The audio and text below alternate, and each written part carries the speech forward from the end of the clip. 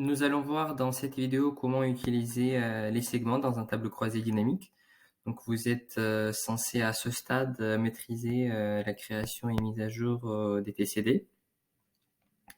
Nous avons toujours notre exemple de base de données des salariés d'une entreprise et ayant préparé deux tableaux croisés dynamiques, nous pourrons voir les avantages de segments. Donc, les TCD sur lesquels je vais travailler, ils sont toujours les mêmes. C'est nombre de salariés par tranche de salaire et par qualification, ainsi que le TCD, le dernier TCD, c'est la répartition des salariés par sexe et qualification avec les montants de salaire totaux pour ces catégories.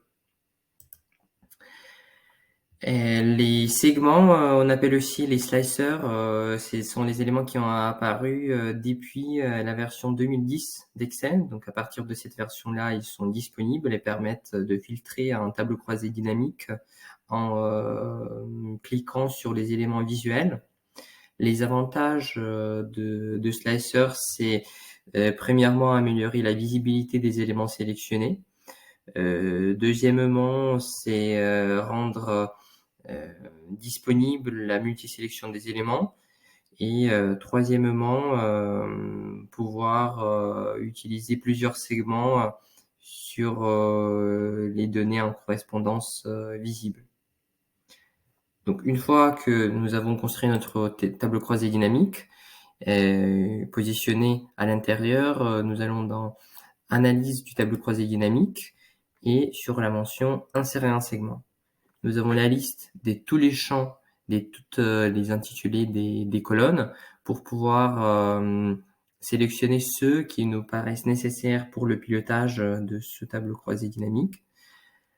Je vais en sélectionner les principaux à mon égard, donc qualification, site, et on peut prendre éventuellement le salaire annuel 1 €. Donc une fois les segments sélectionnés, je clique sur OK. Le fait que les tranches de salaire sont visibles dans le pré-paramétrage de TCD nous permettent d'avoir la main sur les différentes tranches de salaire. Donc les segments, je les positionne de façon côté à côté pour avoir une bonne lisibilité. Voilà. Et donc l'idée, c'est d'avoir l'affichage des éléments qui nous permettent de piloter donc ce tableau croisé dynamique comme si on utilisait les filtres. Donc par exemple, nous pouvons présélectionner la liste sur uniquement la qualification des consultants. Donc nous voyons que dans la société, il y a 180, presque 174, pardon, 178 salariés consultants. Nous voyons qu'il y a 37 managers et 41 associés. De même, sur les sites, nous pouvons faire une présélection sur, par exemple, les associés de Paris. Il y en a 21. Nous pouvons, si nous souhaitons voir tous les salariés de Paris, nous pouvons effacer le filtre sur le premier segment. Et là, nous avons la liste de tous les salariés parisiens. Donc le croix à droite permet d'effacer les filtres et revenir donc à une sélection qui contient les éléments qui sont en couleur bleu foncé, donc ça veut dire ils sont disponibles à la sélection.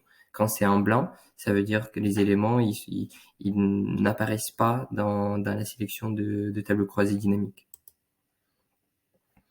Pour mettre à jour ces éléments de segments, vous avez la main, voilà, par exemple, mettre les différentes couleurs pour mise en avant plus simplifiée de ces TCD. Il est toujours possible de connecter plusieurs TCD au segment, donc nous allons voir ça dans un tuto séparé. Merci pour votre attention.